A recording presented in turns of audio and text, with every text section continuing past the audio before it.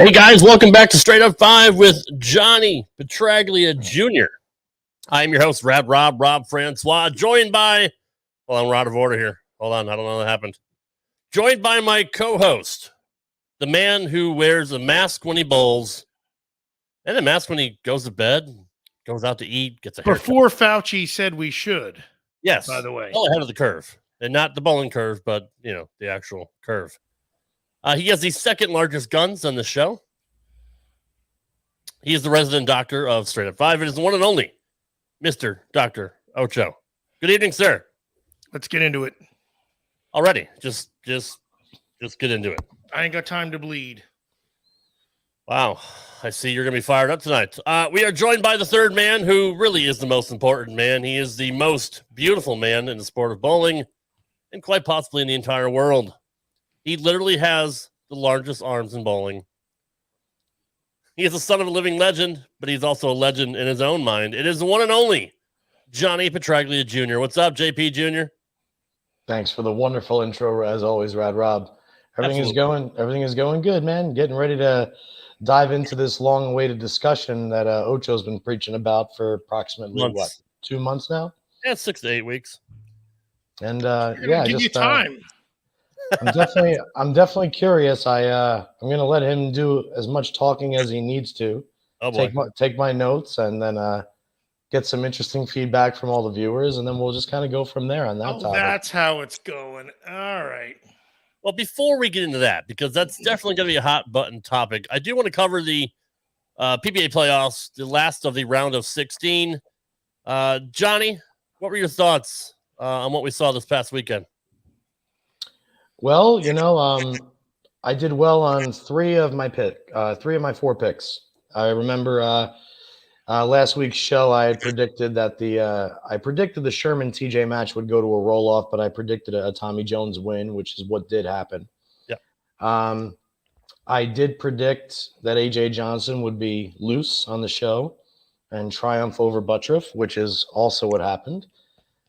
I believe I also said that EJ Tackett basically had, the ball was in his court. Whatever he decided was going to happen, which EJ was going to come to the plate. And, as we observed, I guess the TV demons still got him because he had a chance to win it with a mark and was unable to do so. So it's fine. And then the one that I really missed the boat on was the Simonson Maldonado match. What's up, JB? And in that match, after Maldi had hurt himself, I believe in the third frame, I'm not exactly sure what happened with Simon mentally. I do think that he was using a ball that was maybe a little bit too quick off the spot, a little too sensitive compared to the urethane that Maldi was throwing. But, Maldi, as much credit as can possibly give to him for duking out whatever he did to himself and then to go front nine and close out at that point, the favorite in the entire event, in my opinion. So all in all, I thought the shows were entertaining. I thought that I liked the extended format of the playoffs, and I'm really interested to see what happens moving forward now. Do we dive into EJ at all or no? I mean, seriously, because that was only because he glossed over it. That's all. And I get he's doing a recap, but go. Do we dive into that now? Because sure, really. Well, I'd actually like to talk about Simon and Maldi. Go first then. Simon looked locked in the first game on the right lane, but he couldn't get locked in the left lane. He kept throwing the same ball, I think, until around the fourth frame or so, and then he finally switched over and had a little bit better results. But Maldi, man, whatever he did to his back and tweaked it, you wouldn't even have known it. I mean, other than a grimace here or there, I mean, he was absolutely on fire. He was using a hammer. I don't know if it was a purple or a black, but I remember he was using a hammer, I think, for both games, to be quite honest. I don't even think he changed shots or changed balls. Yes, Ocho? Sometimes when you tweak yourself, you're limited to what the ball's going to do. Right. And it might have been his best thing that could have happened. Not that he would have bowled worse, but he literally was limited to what this was going to happen. So it's almost like I can't do anything. The ball's going to do all the work. What candy? The bastard stole my candy. Sorry, I'm Does that really look who's sorry. talking? Obviously, I'm sorry. Hey, The person who needed to hear that understood it. So keep going. I saw it. Ocho, from a doctor's Go ahead. Sorry. Go ahead. From a doctor's standpoint, since Maldi was a two-hander and he has that kind of twisting motion, wouldn't that put more pressure on the back as opposed to a traditionalist? Not if, well, it does.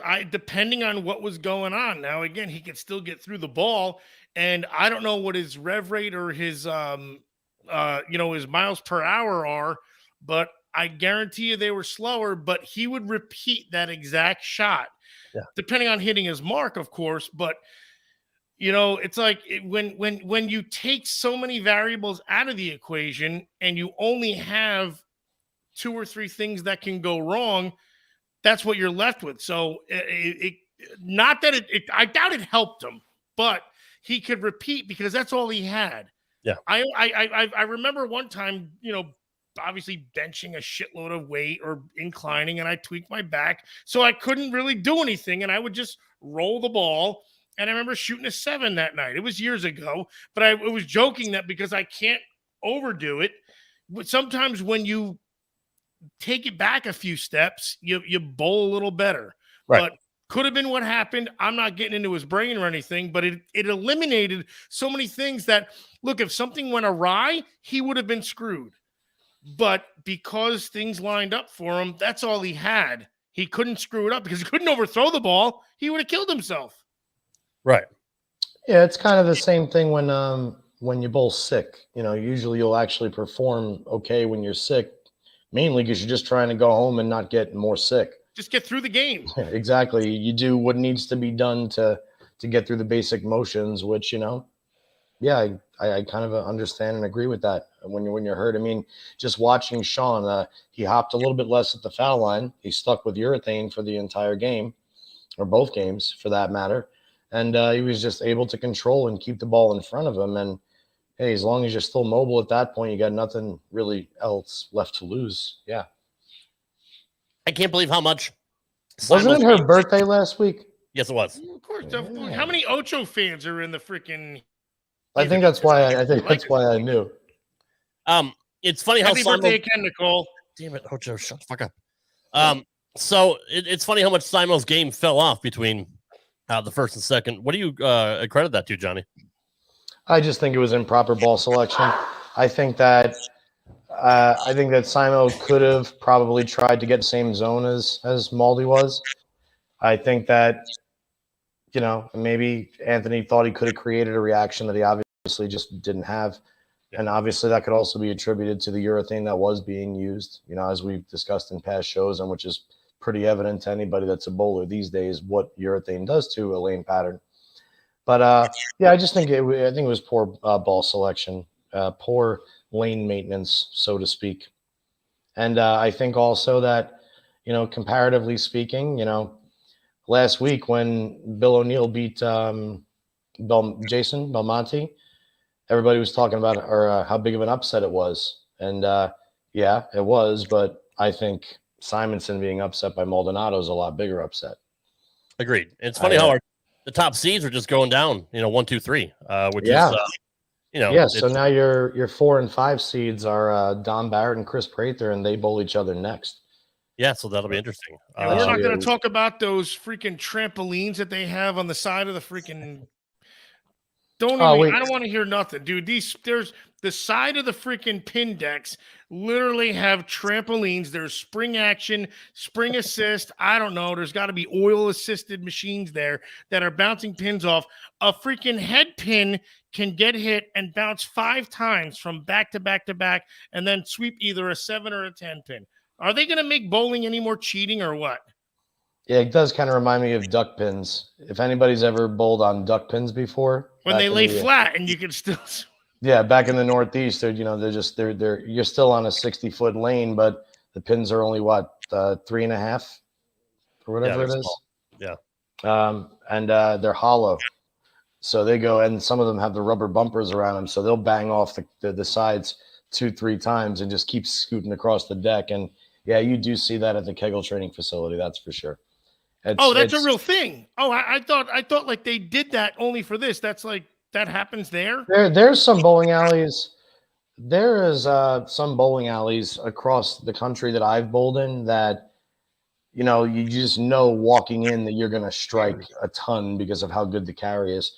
There's Yeah. one bowling alley in Massachusetts. If Alex Aguiar is on here, or somebody from the Massachusetts area, I almost want to say it's Westgate Lanes or something along the lines, but the pins just sound different in that building.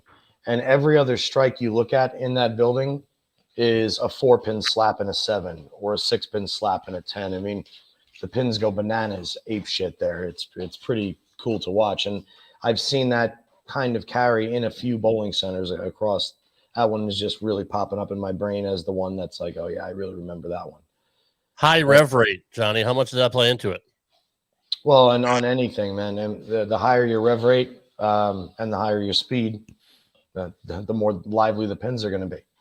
And what we learned from, what we learned from the Bone and Zano Zone show this past week when they had Brian Voss on and Robert Smith is that Robert was talking about making his own pins.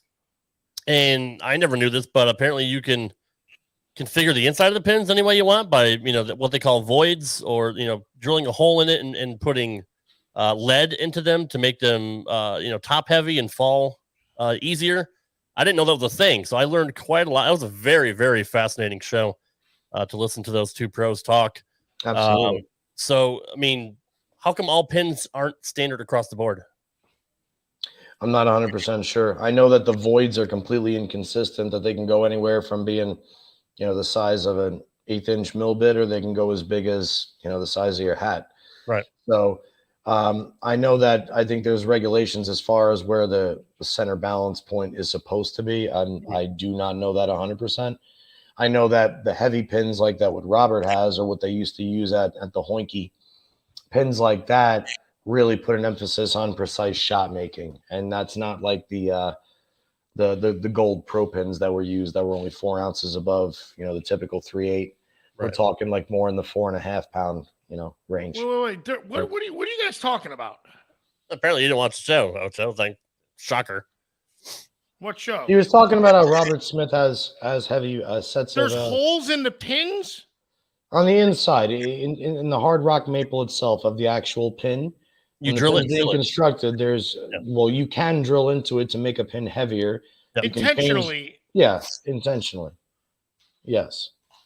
By putting lead into certain parts of the pins, you drill a hole into it, you put the lead in, and you fill it, and it changes. Yeah, we're not saying that they do. I mean, I won the Pinewood Derby when I was in 3rd grade because I put BBs in my car, but I didn't freaking put lead in the damn thing. Like, I mean, I did what I was supposed to. So and you can drill holes in different spots. I just started paying attention a second ago. Well, we were just kind of talking about, we were talking about pin action and strikes and pin action, and we were talking about, if the two-handers and the guys with more revs, if there's a big difference, and we were saying that yes, if the pins are heavier, yes, there is a difference, but if the pins themselves are heavier, there's more of an emphasis on shot making, and that was Voss's point. Yes, was saying that he wants the game to go back to more of a precision-based game that everybody has an equal playing field on. And the pin voids, again, that's an entirely different subject. I don't even think that we need to. That's where I got lost. I was kind of like, you guys are talking about drilling holes in pins, and I was like, geez, I thought that might play into some how pins react differently across the country. But but remember when they were talking about Robert's heavy pins, they were talking about getting the upper echelon bowlers that would want to compete in leagues or tournaments on those pins. Yes. But I don't think they were necessarily talking about it in the respect that the voids in the pins, because they're so inconsistent, is what's changing the game, or that anything was done like illegitimately or attempted at failure or to change the regulations of that pin. But either way, that was, that whole show was interesting to watch. And you can definitely check it out on their page to get more info from BV and Robert Smith. Yes, it's fascinating to listen to Brian Voss just really break everything down. And, I read, and we'll get into Taka here in a second because I know Ocho wants to talk about him, but, reading Brian's statement about how the game has changed and how two-handers have a huge advantage. I thought he was just being kind of a cranky old guy, the old guard just trying to hang on because you really couldn't get context from the written statement that he put out. But listening to BV on the show, I kind of understood where he was coming from. And Robert Smith even jumped in and said, they both want the game to be fair. They both want everyone to have a level playing field. Now, Brian talked about back in the day using a rubber ball and the oil being equal on each side from gutter to gutter. And when you throw in patterns and then the equipment changes and the equipment gets better, it's more about the equipment than it is the actual pattern on the lanes. Especially, Robert Smith kept saying over and over that, today's equipment just destroys and eats up the current oil patterns. Brian thinks that, at some point we're going to have 95% two-handers. And that's the way it's going to be. And if there are any traditional lists left, they're essentially screwed because they can't compete with the high rev guys. Voss mentioned about him doing stuff with his hand that doing hand tricks that made him be able to do more with the ball back in the 80s and 90s than others could. So that's why he had so much success. But when resin came out, he said it really changed the game. And when they added flair to the ball, it gave guys like Ocho, for example, a better chance to score higher. And then when sport bowling came out, Ocho got even better. But if you put Ocho back in the 80s and 90s, he's not gonna I would have killed it. I would have killed it back then. But Brian wants an equal playing field. So it's not like I almost thought he was pissed off at the two-handers because he couldn't do it. But I really think it's just because he's right. Kids are now learning that from, age 6 or all the way up. And eventually they're all going to be two-handed. And guys like me and Ocho, who use our thumbs and our fingers, are not going to be able to compete with those guys. Was that a fair assessment by Brian, Johnny? And do you agree with what he had to say? I've respected Brian for a long time as a bowler. I love watching him grow up. Gotten a lot of quote unquote fatherly advice from him over the years. But I don't I find it to be a very unevolved problem. Don't be fettered. Don't be fettered now. I think that he is. I mean, okay, so if 95% of bowlers are two-handed in 35 years, like what percentage of bowlers used one hand when you were born, Brian? So eventually, as evolution progresses and times change, you have to adapt to the surroundings around you, right? So yes, I do understand why a traditionalist who is a shot maker, who is one of the best bowlers ever at manipulation of ball roll, at hitting their target, shot making, being consistent, traveling the globe, winning at every single level possible, winning titles for over a decade, 12 straight years, every credential under the sun. Yeah, I understand why he thinks that way. I would too if I was in my mid-50s and not winning anymore. And Walter Ray probably felt the same way when he decided to try two-handed. And guys like Duke say, well, I got to make sure that I kick ass at the Masters because now my best chance to compete is to beat him when the lanes are really hard. So other people are evolving with the game, and other people are trying everything under the sun to keep the game the way that it used to be.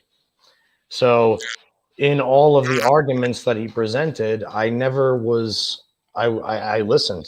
I listened the entire time, like legit tried to listen and tried to agree with him in the respect of what he was going after.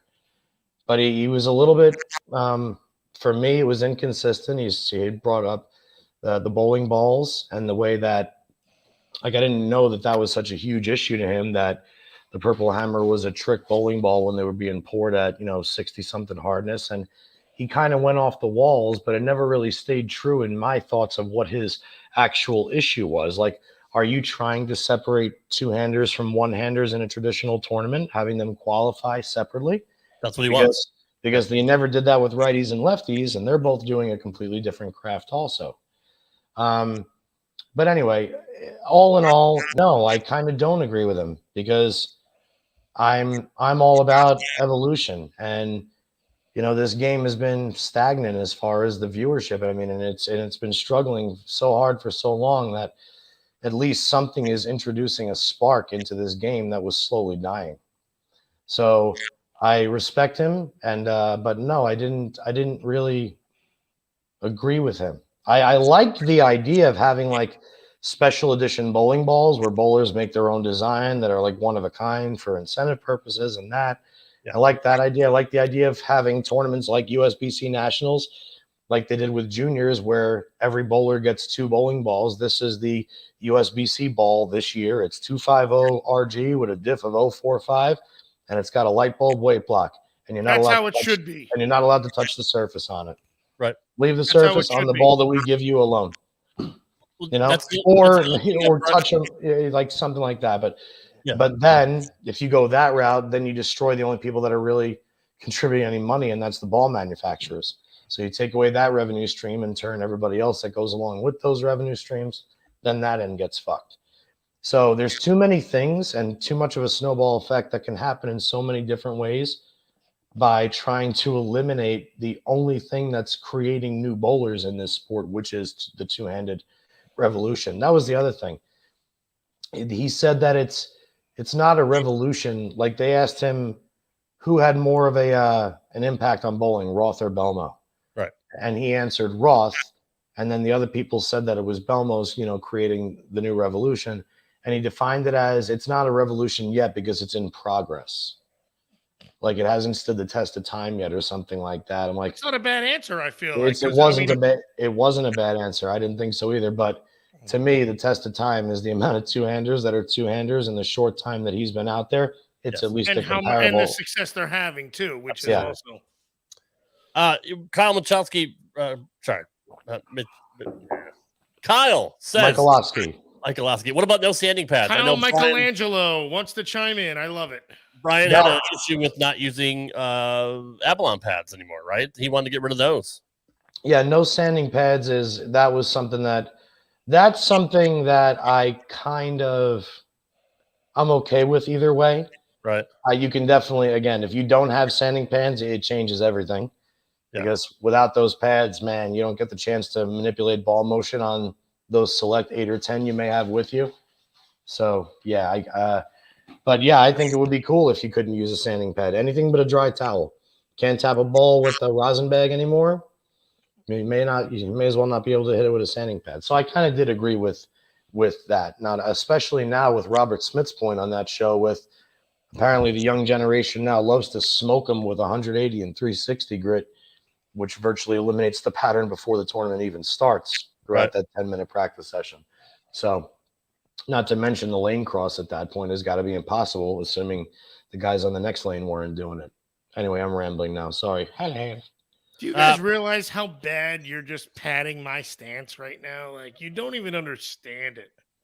Good. Do you want to get to that yet? We're almost 25 minutes in. Is it time to? Man, don't listen. This is going to be fishing in a barrel for Ocho. Let's let it brew for a while.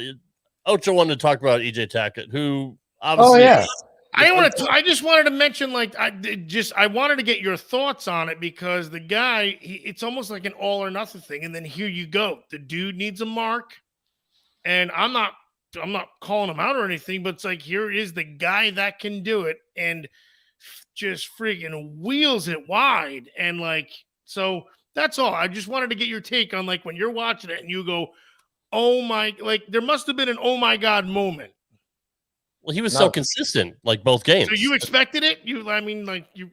Unfortunately, there have been a few bowlers, no matter how great they are, that when they get up in the 10th frame, the first thing I say to myself is, I wonder how bad they're going to miss, or I wonder which way they're going to miss.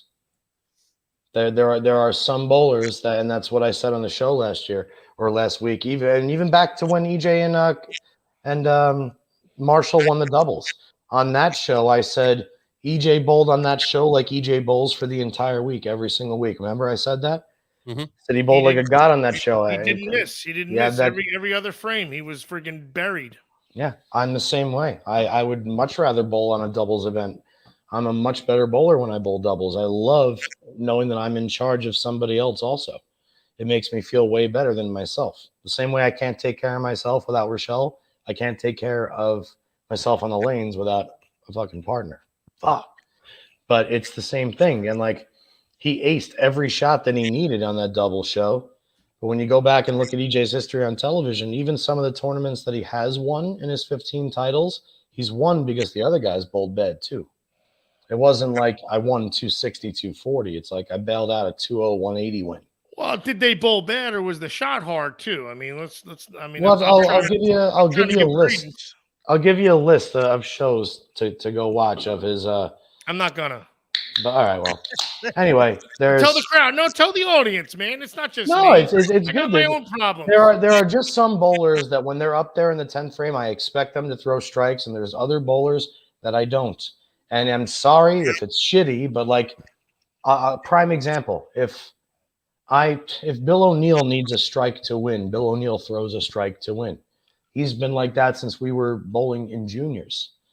When Marshall Holman needed a strike to win, he didn't get it that often. That's why Marshall only won 22 PBA titles on the tour, but he made TV 150. Yeah. You know, his percentage on TV was not very good, and his lifetime average on TV was not very good. And then there's other bowlers that I kind of know what their miss is going to be. I know that Sterner has the tendency to thumb it down at the bottom, especially after he goes light.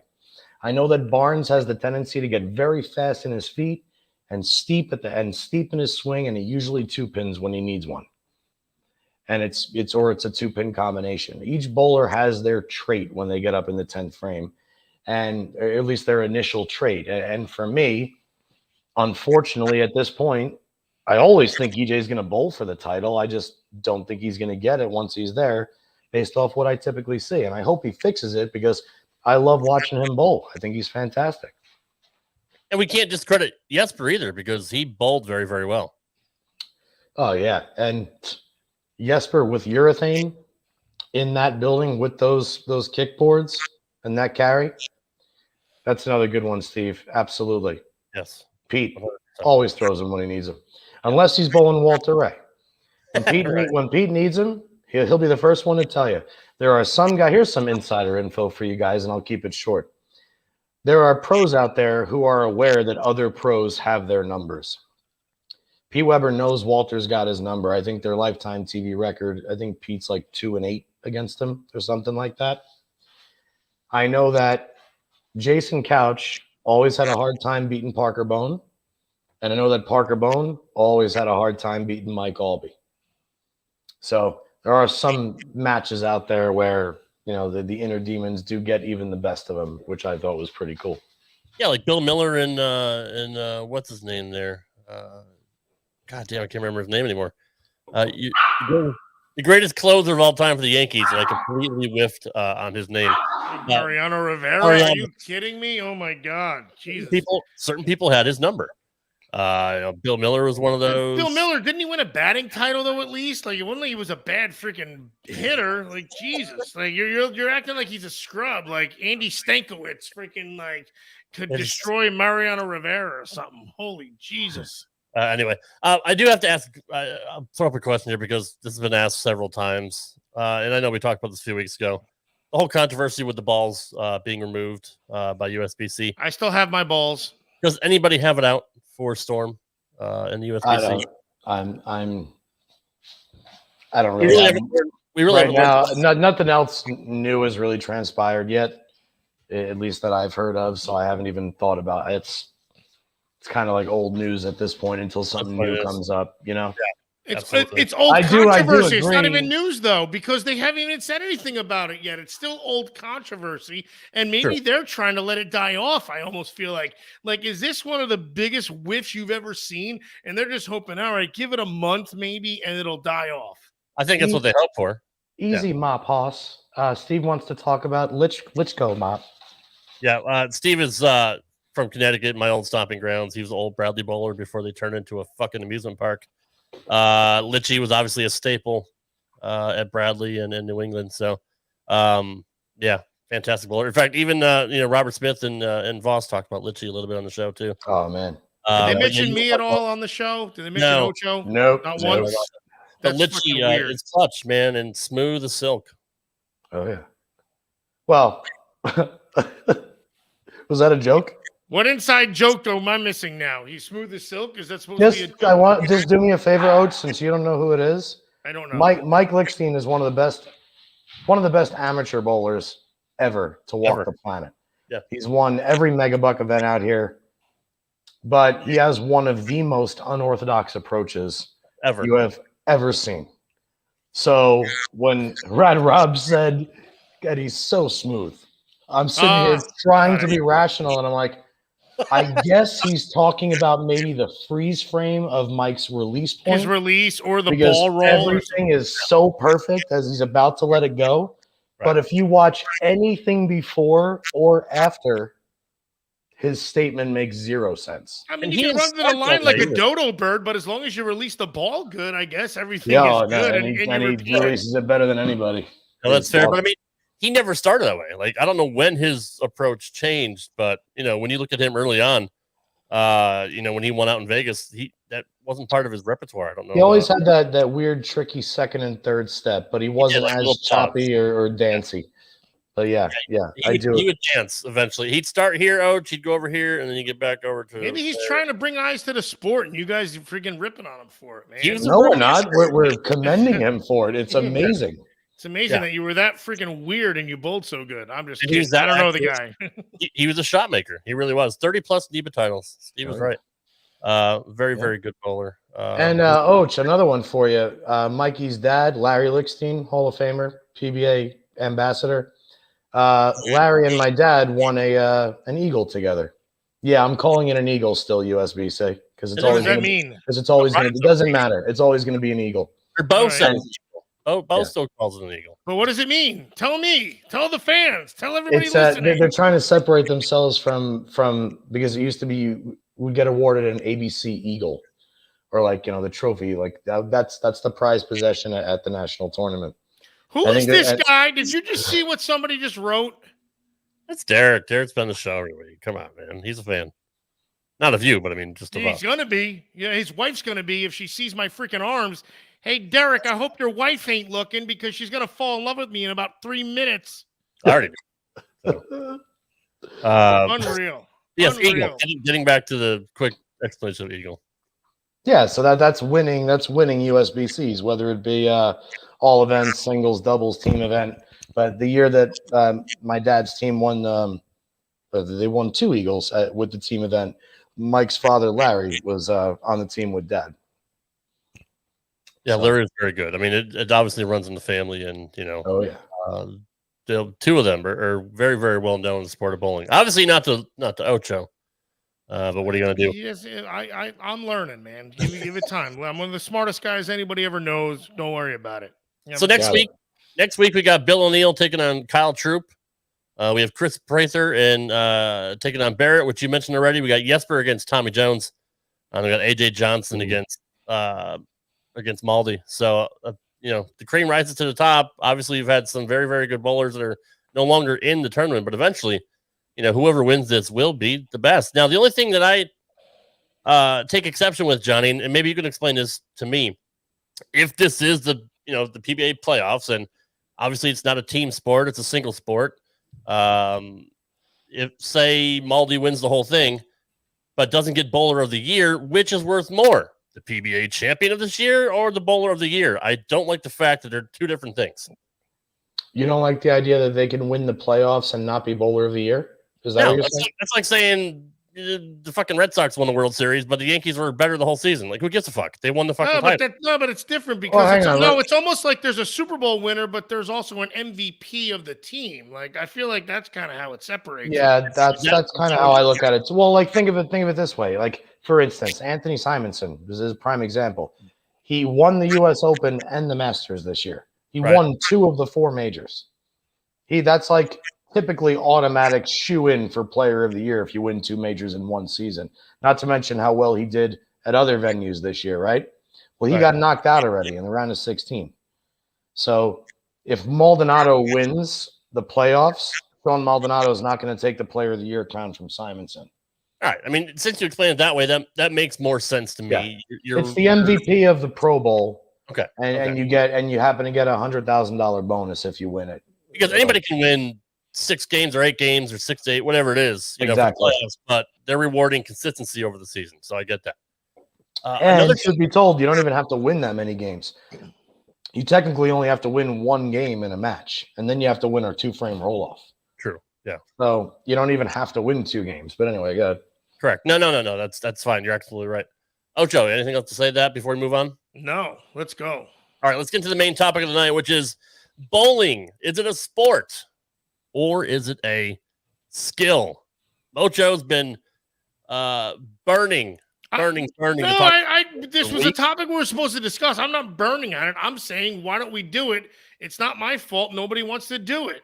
It's not my fault. Well, we just talk too much. We never fucking get around to doing it. So. Well, shut up and do it, man. So we have an hour and a half left. So let's talk about bowling skill. I'm just kidding. Skill versus sport. It may go that long. You never know. I'm going first. You're saying. Well, you're the referee, so you decide who goes first. Johnny just private type. Doesn't matter. Doesn't matter. Anyway, all right. I'm going to mute my mic. Who goes first? No, I'm going to explain why. Remind me, because I'm going to mute myself. You don't have. Well, no. Listen. All right, go ahead. I thought I was going to go second, but I'm going to explain why it's a sport, and then you can tell me why it's a skill. That's not what we agreed on. What?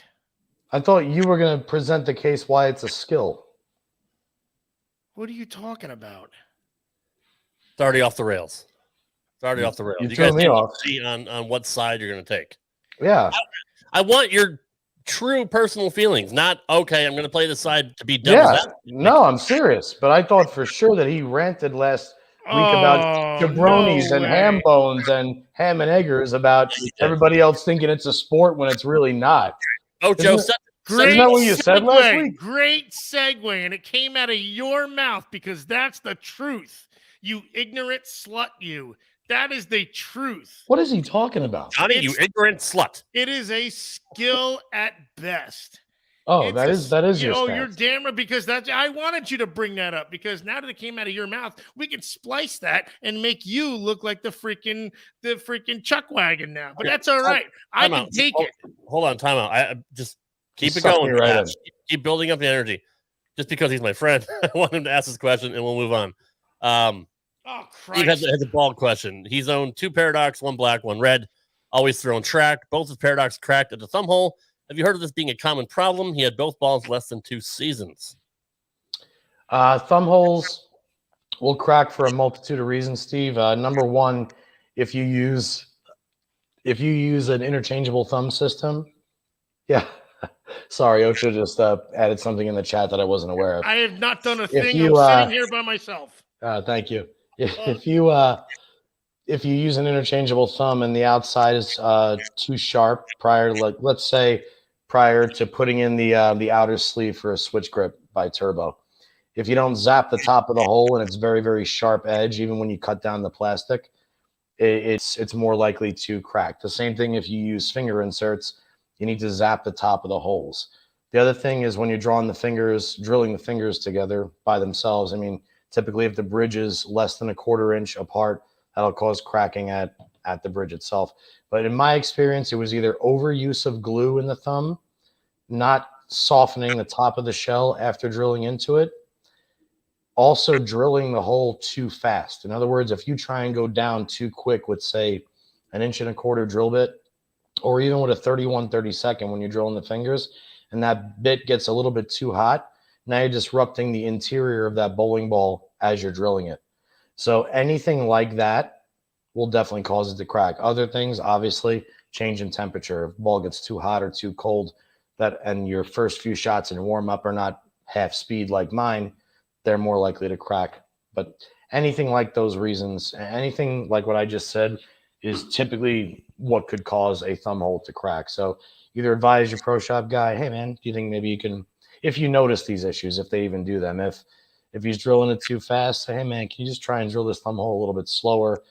I heard that if it heats up, and then they'll probably say, well, what idiot told you that? I've been doing this for 46 years. I've never had anybody.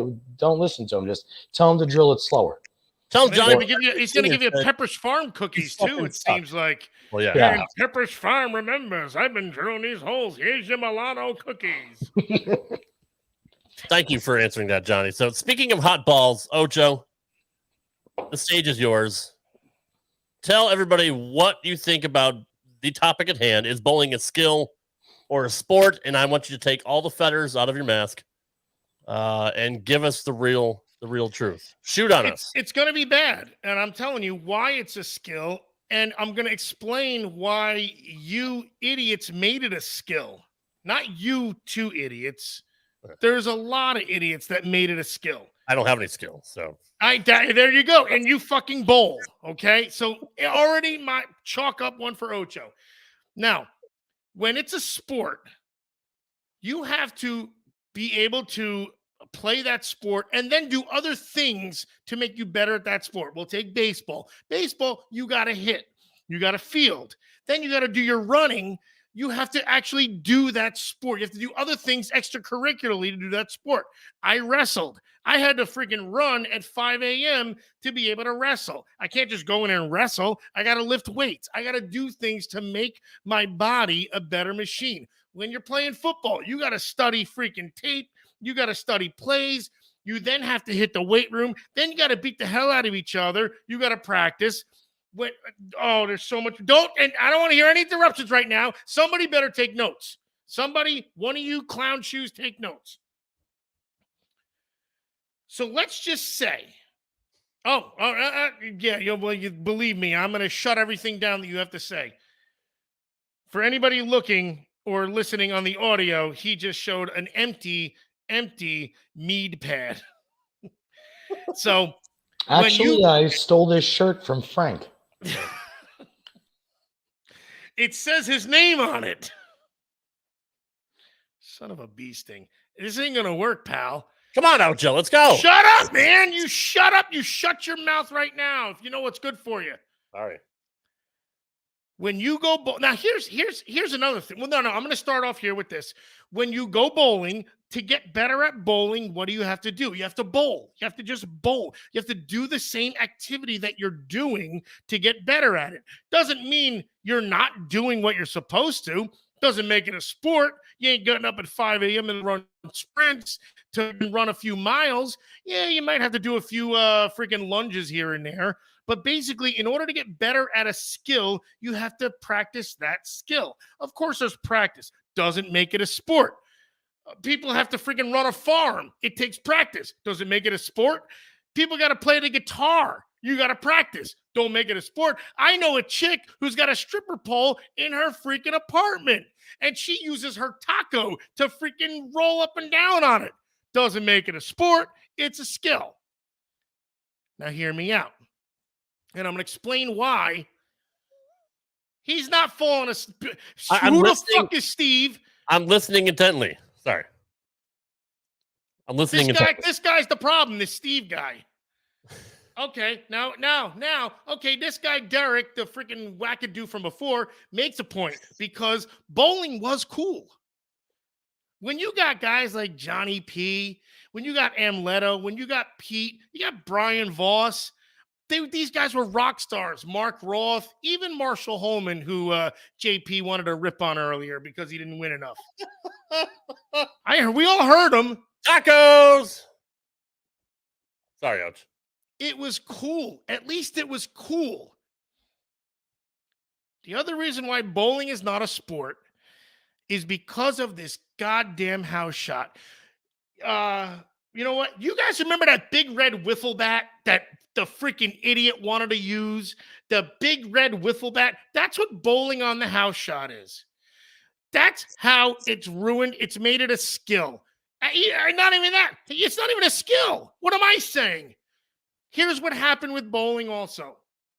Remember how I said bowling, we had rock stars, man. We had Johnny, we had Pete, we had freaking Amleto, we had Brian Voss, we had these freaking guys that were, you looked up to them because they actually were potential athletes because they couldn't stand in the same spot whenever they wanted to and get 28 freaking balls.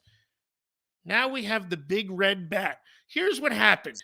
Nowadays, maybe in the last 10 years, parents had a nerdy kid, and the nerdy kid said, I want to try to play sports because I'm a nerd. And the nerd tried to play football. He couldn't do it. Oh, boo-hoo. Not everybody's out for football like Ocho. Now the nerd went and tried baseball. Wow, that pitch is coming in fast. I'm scared of the ball. Okay, I'm not going to do that either. Oh, I tried it in the field. No, the ball's coming too hard at me. I'm not going to do that either. let's go try basketball. It's just a ball, right? You just got to throw it in the hoop. And now all these guys are freaking doing their moves and throwing it around the back, and the nerd is going, shit, I can't do nothing here. And then they try tennis, and they say, okay, it's just a racket and a ball. Wow, that ball came back fast at me. And the nerd says, oh, son of a bitch. And now the parents are like, son, I know you're a nerd. I can't make any more sports for you. And they go, well, let's try hockey. And they go, you know what? Forget it. I can't. Because I already know that. Ocho played hockey in college. I rode motocross up till about 5 years ago. I know what a sport is like. Then they take him to the bowling alley and they get him a freaking basket of fries. And doesn't that make that nerd feel nice? That basket of fries with the ketchup on it. Oh, it's so good. And he eats it left-handed because maybe he's smart. And then they get a ball drilled for him. And this ball that looks round has a freaking asymmetrical block in it with an oil pattern that says, hey, kick it down the lane. You're going to get a strike. And now this nerd thinks, I'm an athlete.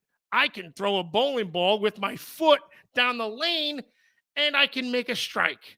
And what a disgrace. What a disgrace for the people like Johnny Sr. and Amleto and Pete and all those guys and some other people that I don't even know that bowled well. And anybody that bowled a league 300 back in 1979. And this nerd now still brings his nerd mentality. You want to know what the nerd mentality is? It's the I didn't deserve a 10-pin. It's the I shouldn't have gotten that. I should have gotten a strike. I can't stand in my spot. I want to stand in my spot with my bowling ball, and I'll get 20 other bowling balls. And if I can't stand in my spot, I don't want to play anymore. The house shot. I'm going to use me as an example, and then we're almost done. I'm not running out of breath. I got stamina for days. I got a 215 average-ish. 218, maybe. On hand-me-down equipment that the balls don't know who's throwing it. So if I got a new bowling ball, I'd be a 220 bowler. I bowl 3 games a week. I do 0 practice besides the 10 minutes prior. I throw it a 10-pin, and I throw my 6 to 8 shots, and I walk out of there better than most. I understand I'm better than most. That's okay. I get that. Now, most people aren't me. But I can't stand that a 160 bowler has a 200 average. I might be talking about me for all I know. What a disgrace. What a freaking disgrace. And I'm sick, freaking sick to you nerds that ruined this sport. Which might have been a sport and is a skill. And it's only going to be a skill because of you idiots. You stop hitting with the big red wiffle bat. Grab the little freaking yellow wiffle bat and have someone throw some freaking cheese at you and be a freaking winner. Be an athlete. I'm done. I'm out. I'm seeing you. See you later. I'm done. I'll see you guys. You want me to say something or you want to go? All right, I'm back. Go ahead, Johnny. The floor is yours. Oh, he's going now? First off, hi to Phil Cardinale and Craig Elliott. I was muted while Ocho was going on his tear there. Respectful. Understand it. 2 things. First one is a question for you. Is golf a sport? Skill. Okay. At least you're consistent. Because if you'd have told me that golf was a sport, then it would have completely just shit on your entire case. It's hard. No, it's hard. They're very hard. It's all right. Hard. I want to read you two definitions here. Okay. Hang on, Johnny. What? Hang on. Ocho. Is auto racing a sport? No, it's a skill. Why is it recognized as a sport? They're all recognized as sports. Bowling is not recognized as a sport, just for the record. No, I didn't even know that. So right. I'm already right. Well, Game So over. listen. Well, what do you think? All right. So listen. Sorry, John. The first definition. It's a noun. The ability to do something well or own expertise. Do you know what that's the definition of? Wow, Ryan Mullins, what's up, buddy? Guess you figured out how to get back onto your Facebook page. Miss you, homie. Anyway, this definition: the ability to do something well or own expertise. What do you think that is the definition of? If it's sport, that's wrong. No, it's skill. There we go. All right, good. The definition of skill is the ability to do something well or own expertise. The definition of sport is an activity involving physical exertion and skill in which an individual or team competes against another or others for entertainment. I'm going to change that. It's going to be changed in lexicon then. Okay. I'm just That's all saying you that have? that's all I really need, right? All he needs, coach. I mean, it's right there in writing. Because here's the thing is the points you're arguing, I totally understand them. It's the same as the handicap system in golf. I get it that bowling doesn't require you to be in the weight room in the off season. I didn't also realize that those were highlighted as points that make something a sport as opposed to not a sport.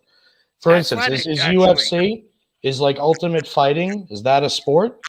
Because to me, that's a bunch of guys who are fucking nuts. Let's just throw that out there first. Anybody that wants to get in the ring and fight anybody because they want to hurt somebody, that's fucked up to me. That's not a sport at all. But I'm sure it requires a lot of endurance training and weight training and martial arts training.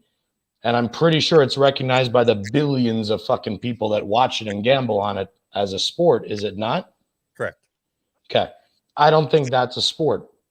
I think boxing is technically a sport because it's somewhat controlled. People wear the same gloves. It is similar in the training that we just mentioned in UFC.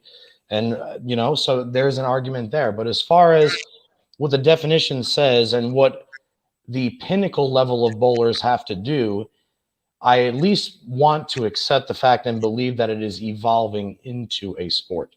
Because the upper echelon players in this game nowadays do not look like the ham and egger, French fry eating nerds that come to the plate with the big red wiffle ball bat. I think that is, there's a reason why there's single A baseball. There's a reason why there's Major League Baseball. There's a reason why there's wiffle ball. League bowling is wiffle ball. The regional tour is AA baseball. The PBA tour is the big leagues, right? So at different levels, you're going to have a different level of players. So yes, it is 1000% a skill, but a skill is also involved in sport when it's the exertion of that physical energy and that skill being put into the sport in front of you. For instance, to me, auto racing, same thing. I do think it is an absolute skill over a sport because I think that, yes, you need to know how to drive. You need to know how to judge. You need to know how to do all that. But you also need a team that knows how to put together an automobile. You need a team that's expert. You need a pit crew that's fast as shit. You need a bunch of other elements in there, right? But you also need to be in decent physical shape to be in a car when the fucking pavement is 150 degrees. You're going 200 miles an hour. It's the middle of August in fucking Tennessee. You got to have some endurance and some training to be able to last that long. They got windows, man. That's so cool in there. What are you talking about? My thing is being athletic too. That was the other issue, is being athletic. And that's where like motocross and wrestling and MMA, you have to be athletic. Baseball, JP, look, you played baseball for years like I did. One of the hardest things to do, well, shit, you might have been able to hit it. I can't hit a damn curveball. And I was a damn good hitter. You have to be athletically coordinated. You have to have an idea of what you're doing to play a sport like baseball. But then you had to field. You had to still play other positions. And the other thing was, and part of what you were saying was also what I'm saying is, it's a disgrace what the house. I rolled it back into something else with the house shot. The house shot is the big red wiffle bat and a discredit to what the people who are winning bowling tournaments are doing too. So Is it the house shot itself, or is it the elements wrapped around the house shot? Because let's be honest, guys, sport bowling was introduced in the early 2000s, like 2001, 2002. Yep. There were lane conditions put out on the PBA tour as far back as the 70s when the PBA hired a lane man to start, where they made him a little bit tougher. Okay, there was out of bounds, but this and that. But it was always like when I went to Carolier to watch the majors in 1990, they were bowling on Carolier's house shot. And the high averages in the league back then were 215. They were 220. Yep. You know, now you go into a house shot and the high league is 235, 240. 240. Okay. Yeah. That's a big difference, man. Like it's only the evolution. Yeah, all right, Oach, but the same thing with golf, man. 20, like we always talk about golf, 25 to 15 years ago, a 368-yard par 4 was long. Now, when I go up to Painted Desert or Bali High or wherever, the scores are the same, though. The scores are the same. That's what I'm saying. Like the 350-yard drive makes it because the club goes longer. Like that's if the game was out of 360, right? So that's bowling, what I'm saying is the club makes the ball goes longer in golf. The bowling ball makes the ball hook more, so you put out more oil on the house shot. It's all residue of the balls. I mean, I understand that the oil is trying to chase the ball and it's not vice versa, or the oil is chasing the ball, it's not vice versa. Or no, the ball's chasing the oil. It's not the oil chasing the ball. Hang on a second. What if you hit from the reds one day? What are you? You're probably a 7? I've seen your swing. I'm like a 9. I'm like a 9. Okay, you're a 9. If you hit from the reds, do you think you'd be a 4? Yes. You're that good, actually. So never mind. But like, you still got to hit the ball. Like, it's like, you know, when you play golf, the ball doesn't go straighter because you have a certain ball. It's, you know what I mean? Like, you still have to hit it. Whereas you can make, okay, here we go. You're on a putt. You got a friggin' 6-footer and you're a lefty. So, all right, it's a left to right. You miss by 3 inches. Is it going in? No. But on bowling, you can miss by 4 boards and throw a strike. And that's okay, fine. There was always a thing where that's we'd good. Golf, and we'd say the difference between bowling and golf, because you still have I'm not being, I was going to go full on and like rip on people, but like now I'm already into it. So that's good. That's all fine and dandy. I do agree with that. But the changing in the averages over time has more, in my eyes, to do with the changing of the bowling balls, not the house. Yeah, they're big red wiffle bats. That's why they're all so if you want to say this leans more towards it being a skill ever since the true crutch in bowling was released in reactive resin, okay, I do understand now. Skill is kind of taken out because it's leveled the playing field, which in turn makes it not so much a sport the way the other ones are, the aforementioned ones and it's a discredit to both the guys that won in the freaking 60s and 70s and 80s and the guys that are winning now, because we don't realize what they're bowling on now. And we go, oh, I shot 238 and a winner won a tournament with a 228. Well, you don't know what they're bowling on. And that's why it's such a discredit. And that, I swear to God, that's going to plateau this. I'm telling you. Yeah, I do believe that at the professional level, a lot of things go into it that equate it to a sport. It takes a lot of mental and physical prep to work yourself through tournaments, get yourself from destination to destination without the luxury of a team plane. You don't have great hotel accommodations set up by your team's human resources department. You have the Cleveland Indians plane from Major League, and your pilot is putting duct tape on the propeller. That's what you get in the bowling world, and you either make do with it and get yourself to the pennant race that we can get a new plane next year, or you don't. Things like that, it's like, that's why I'm not going to sit here and say that bowlers are not athletes and that this game is a game and not a sport. It's, to me, I do 1,000% understand the definition of skill and why bowling requires so many different forms of skill in order to be great at it. I get all that. It's judgmental of me to sit here because, again, I am a bowler at heart, so I'm always going to say it's a sport. I do understand both sides of the coin, though. It's going to be both, though. Could it be a skill and a sport? Can it be both? And yeah, absolutely. It can be both because, again, skill is used in the definition of sport. I mean, unless we go to the verb No, I mean, the verb sometimes I can definition. go to the like even now I can go to the batting cages and I can hit the fastball, but I'm not. If I see live pitching, I'm ageless and timeless. I'm Ocho, but I'm not gonna face live pitching. I get that, but there's a timing and a hand-eye coordination that does go with being skillful. Meanwhile, if I went to the batting cages right now, I'd strike out twice before I made contact once. And if I went against live ball, I would make contact in my first at bat. Because I actually have to see. I like to see the release point. Rather than the balls, I get it. I've been in a freaking million batting games. I can't do the shootout shit. I need 2 bunts and then I'm good. It's a timing thing. Definitely 2 bunts minimum. Because we're athletes, damn it. The way I see it, if you throw a ball or a round object that they call a ball, it's a fucking sport. That's all. That's it. Yeah, but the round object isn't even round in the middle of it, so it's giving you a freaking advantage. But they still call it a ball. So ball, sport. How do you feel about the Olympic sport of curling? It's the dumbest thing ever. Answer that. Johnny, you're in my brain. Curling to me is a fucking skill. Of course. Curling is like the biggest version of a skill I've ever seen. Ever. You have to have such precision to stop that rock using those brooms on that ice. They're using brooms and freaking squeegees and whatnot. And I'm sure it doesn't look like it requires a lot of, extra time in the gym. I think they look like they're maybe do some lower back. Definitely leg day. They do core stuff because they do have to keep some their tricep, balance. They and have that's to wear about them it. Little spongy things because they're not wearing skates, but. Mm-hmm. And again, I played hockey in college. I stopped racing dirt bikes only about 5 years ago. So I'm speaking a lot from experience too, and being a dick. Don't get me wrong. And I like to bowl. I do want this elevated. I want this to freaking come up more. But there's just a lot of avenues that point to there's so many things that they're doing to not elevate it. That's all.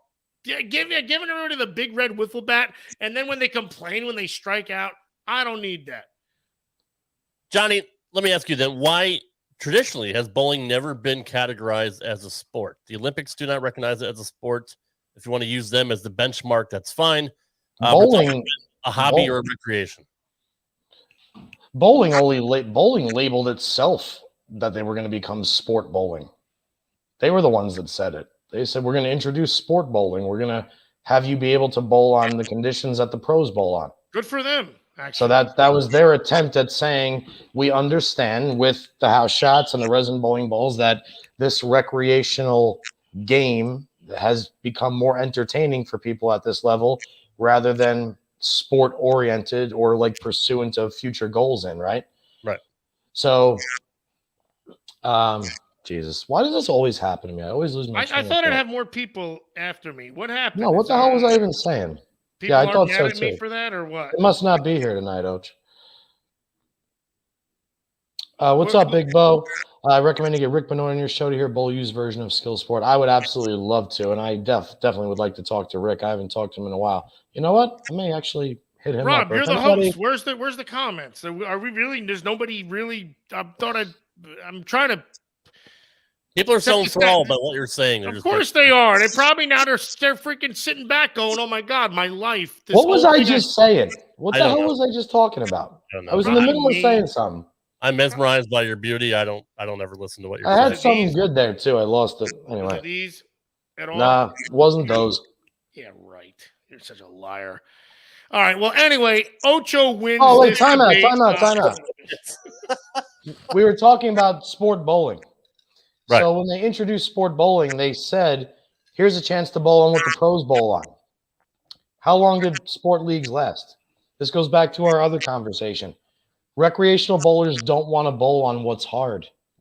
They may say they want to, but they don't, guys. They don't. Which goes back to my saying. These nerds are like, I can't stand in my spot. I want to freaking bowl. I have 28 exactly. I want to stand in my spot. Now, I don't. What is there? Like, there's got to be a happy medium. There's got to be a way to just reel it in a little bit, man. Like, you can't have 8 freaking boards. You can't have a dude. Again, I'm using equipment from 98 or 1888 for all I know, because I'm Ocho. And I'm still freaking averaging 215. And I should not. This isn't something I'm bragging about. I should not. And I feel like if I got something new, some of those freaking 9-pin, those 9 carries are going to be strengths, man. And I might be up to 220.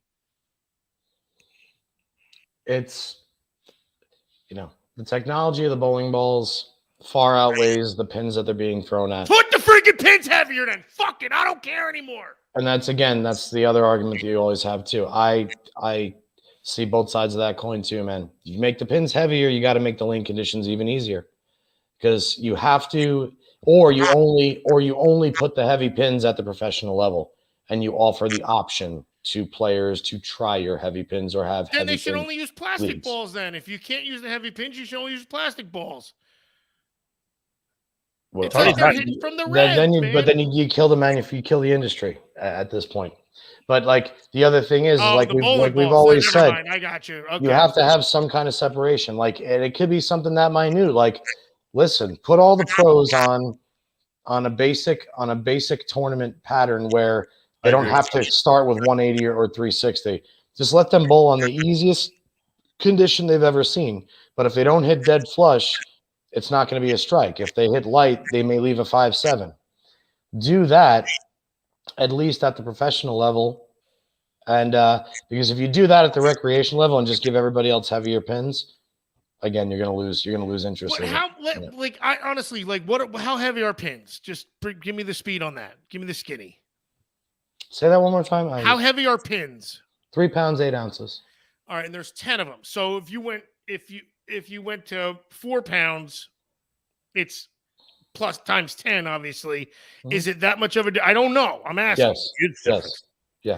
Because the way I look at it, ideally, you want to go to like 3 pounds, 9 ounces. I don't know. No. The gold pro pins were 3 pounds, 12 ounces. So you got to go to like, say, 3 pounds, 10 ounces? 4 pounds, 1 ounce, 4 pounds, 1 ounce, maybe 4 pounds, 2 ounces. Because let's think about this.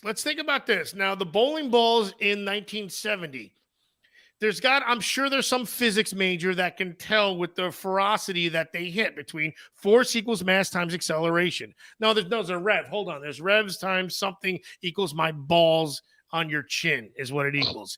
Now, when that happens, they hit the pins and they annihilate more. So revs make the pins flop more, right?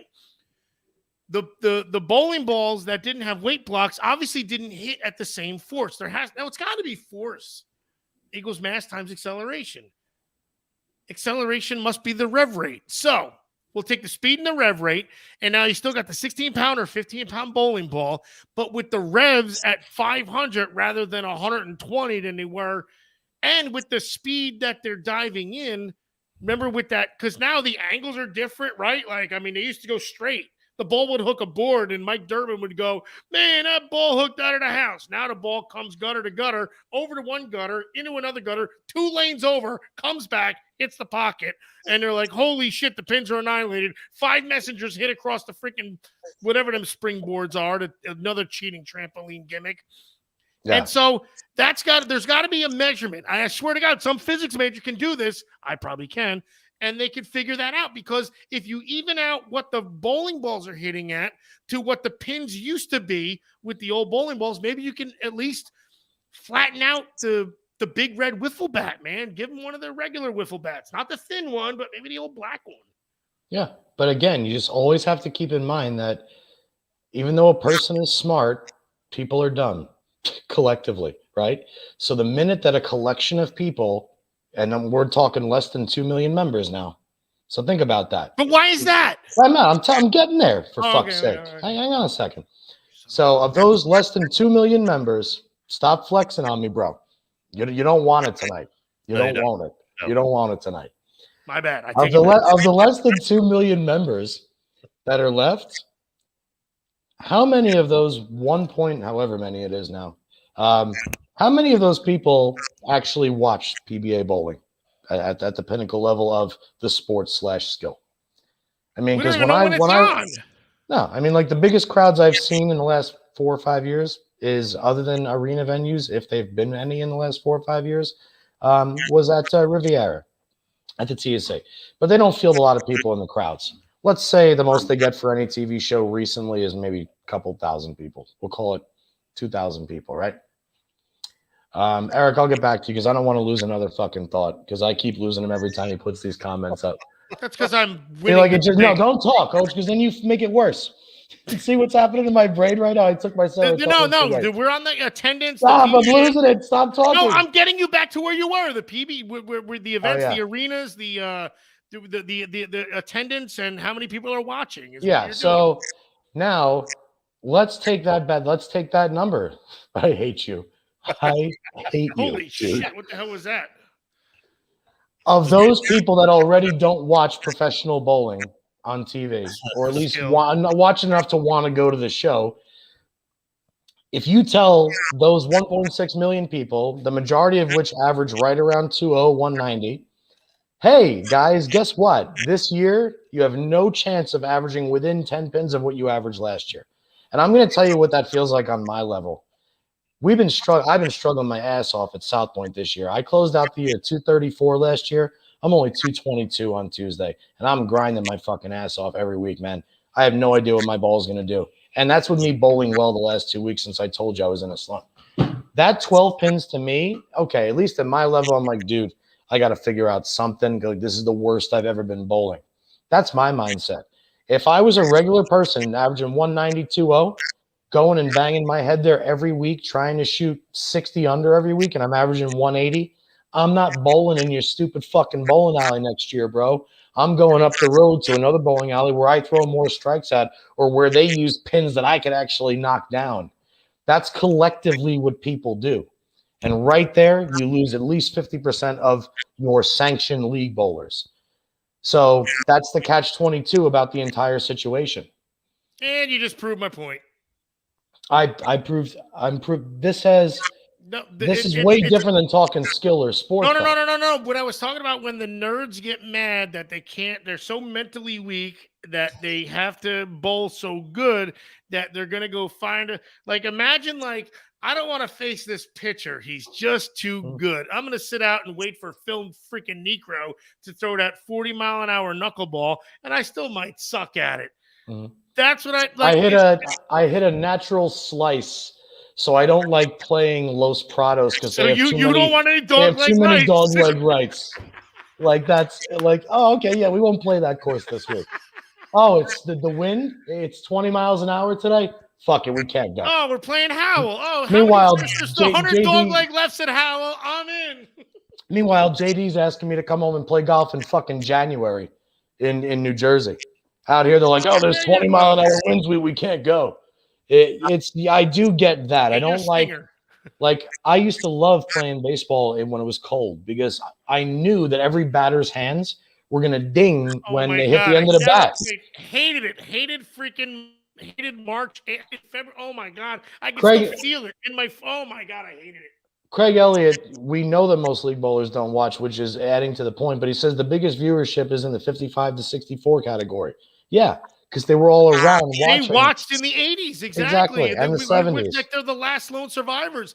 And I feel like, so how about this? Like, there's, imagine, so, all right, somebody calls you up and says, dude, I got tickets to, where are you at? A Golden Knights game. You might not be a hockey fan, but you'll be like, oh, man, that sounds like a cool night out.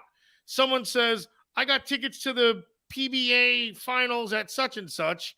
I would go because I'm Ocho and I'd probably sign a bunch of autographs. But I mean, like, your average guy isn't going to go. And that's where it almost has to get to that point again.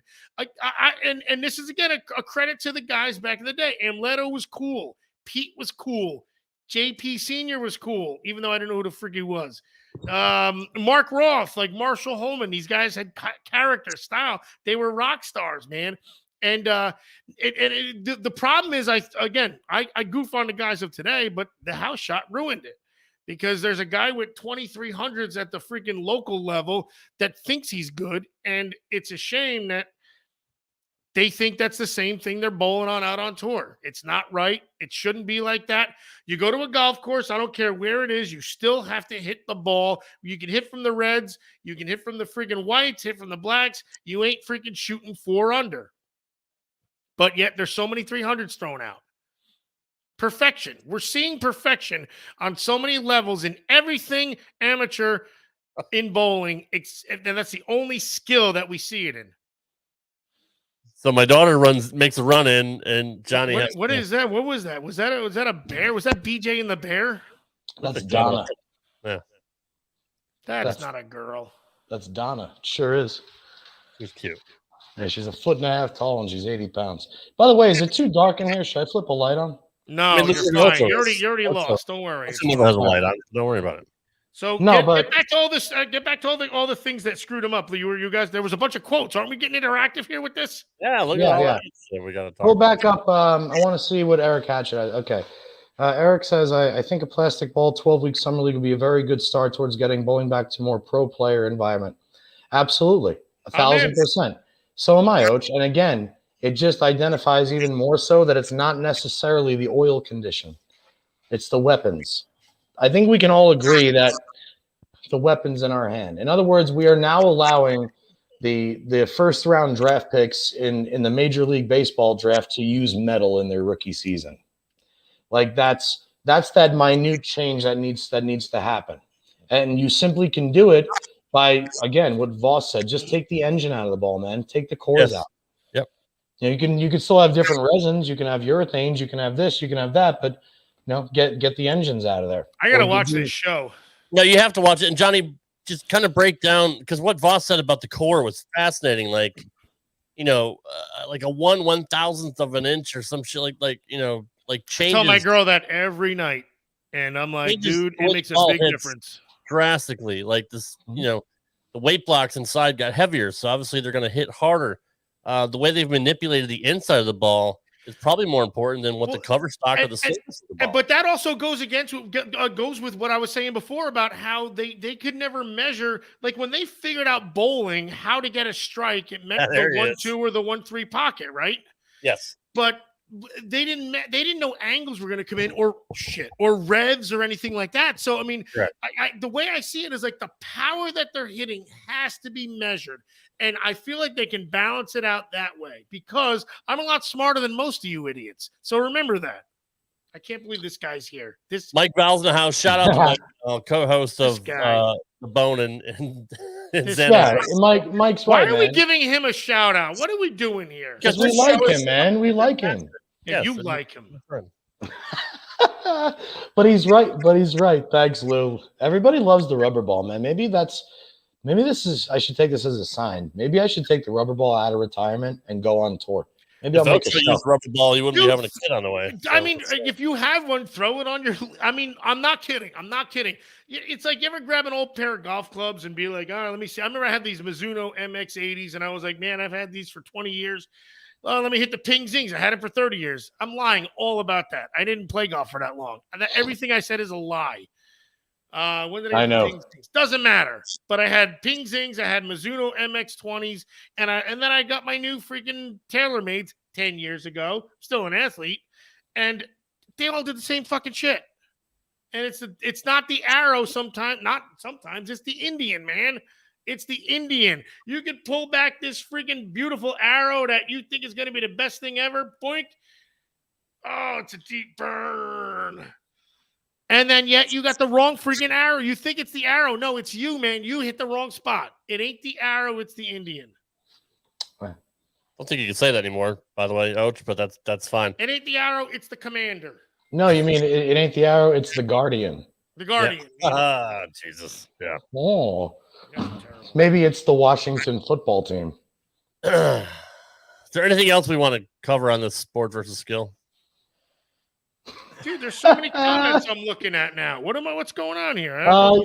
Honestly, what it all boils down to is I think throughout the sport versus skill argument, I think it's very safe to say that they're kind of 1-1. You need exceptional skill to perform in anything that requires you to beat the best in the world at anything, whether it be driving a race car. I mean, I know playing a guitar is not a sport, but it's certainly a skill. And if you can do it better than everybody else around you, you can be more prestigious, make more money, and have a hell of a lot more fans, right? So Same thing in golf. Anything that you pursue and your main goal in life is to live happy, prosperously, and doing everything you enjoy doing to get through life. To me, skill, sport, whatever you want to call it. That's kind of where my stance is on it. I'll always consider it a sport the same way I considered baseball a sport, the same way I consider football a sport, and pretty much everything. I consider them, even though they are skill-based things, it does, by definition anyway. But So I think we can agree that we both had solid points, but you were wrong, which is, I feel. I mean, if you really want to get that technical, you were, because skill is I'm written not wrong, in the definition of sport. So if you really wanted to go by like, well, this is what the law says, this is what's written, this is what's actually written. Listen, just because Webster, the guy, it also in the TV, says just as because a verb, Emmanuel Lewis said it, that doesn't mean it's true. It also says like to wear or display as a verb. For instance, he was sporting a really good-looking gold mask on my freaking biceps, man. Yeah, I'm spoiling. I don't have weight blocks in here either. They're just legit. They ain't plastic. It's good work, man. I got about 20 minutes left. I just sent Mike Val. Mike, if you're still here in the chat, I sent you a link because I really want to hear your opinion. I want somebody.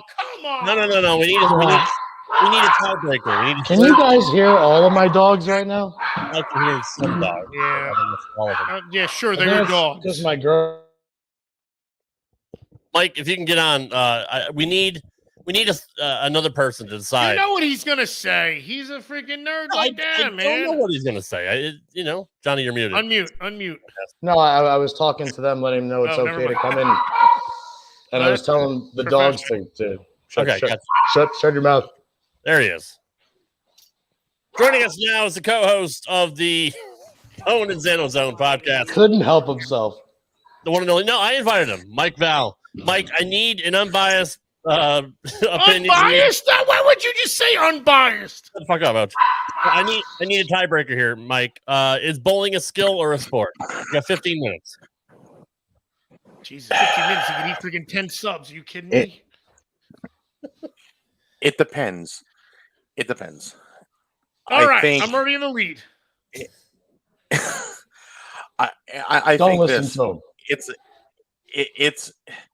It's a sport at a certain level, but it's also an activity at the recreational level. And I think the recreational guys have no clue how to make it a sport. They don't know. And like you guys said earlier, there's so many ways to bring it back to credibility. And like Voss said it last night, I watched a guy this week bowl 879, set a house record back in Jersey.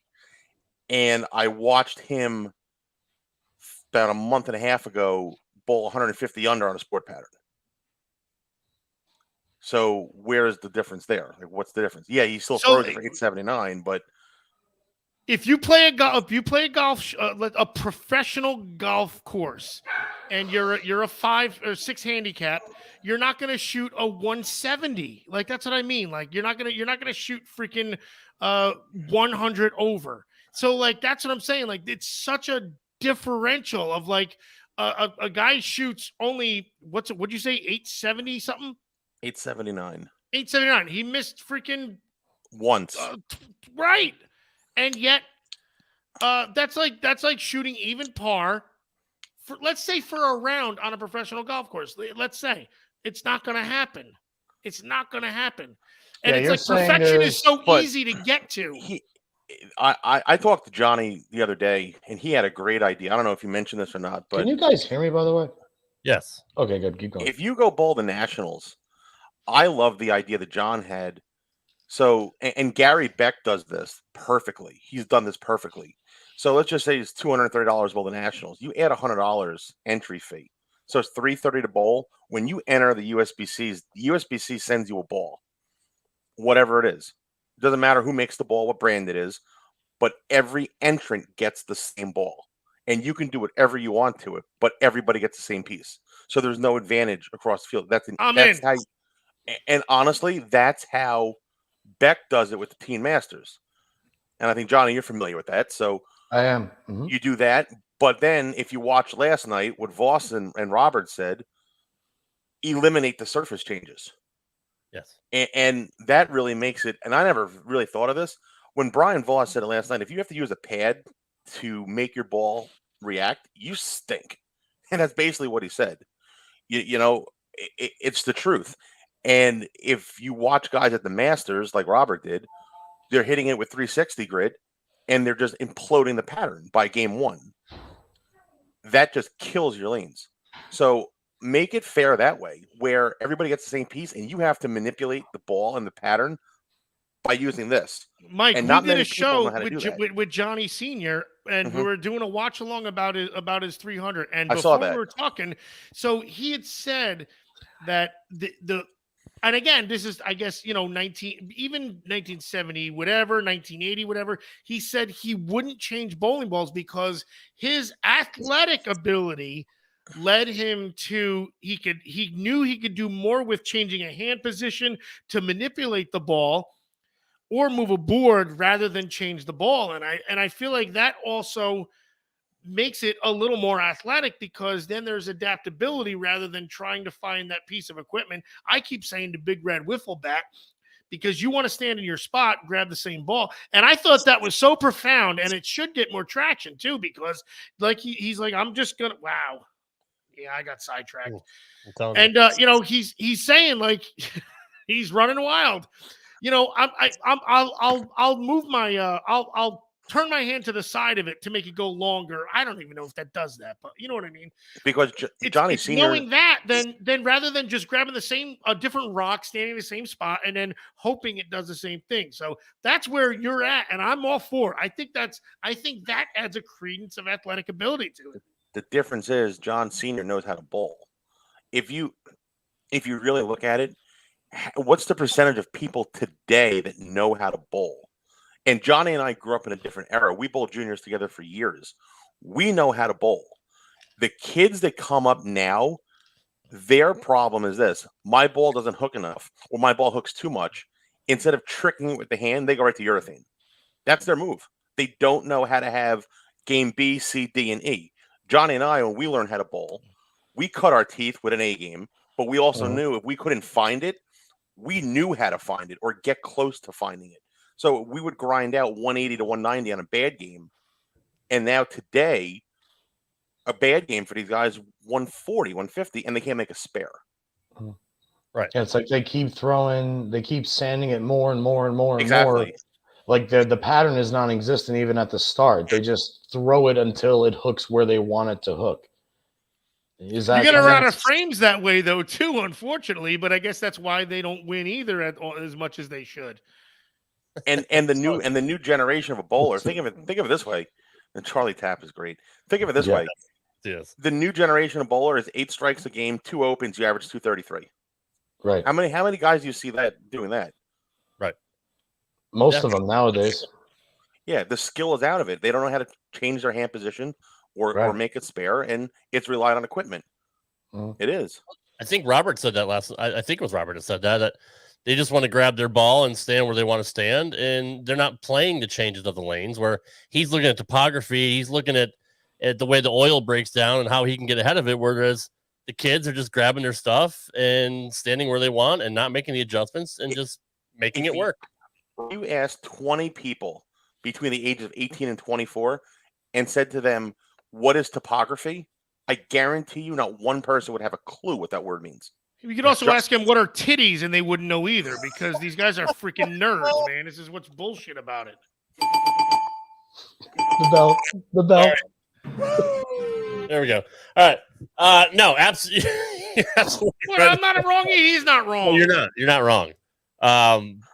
So, Voss pretty much said, don't change the surface of the ball and try to make all the equipment relatively the same. I mean, I don't know if he means like a stock car trying to make all balls the same so nobody else has a decided advantage.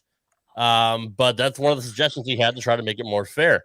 I didn't really hear you chime in on that on the show, Mike, but what are your thoughts about that? About the surface? Yeah. I totally agree with him. 100%. And it was funny. He actually told a quick little story about John's father. And I don't remember what it was word for word, but basically they tried to outlaw pads back in the 80s, I think he said. And Johnny's father goes, well, eliminate pads. well, I have to dull this, but I can use a shiny ball or whatever it was. And your father made a great point, and I don't remember exactly what it was, John. I can go back and watch it. He said something like, "What's the difference between me sanding a ball and you shining a ball?" Right. Exactly. Yeah. Mm-hmm. And Voss kind of was like, "Oh yeah, you know, Johnny, you got that's a point." Such a great point. Yeah, it makes sense, but he also makes sense where it's these guys are relying too much on the Avalon pad to make their ball work. The ball's going to work regardless. It's so strong. Guys buy their games. You know.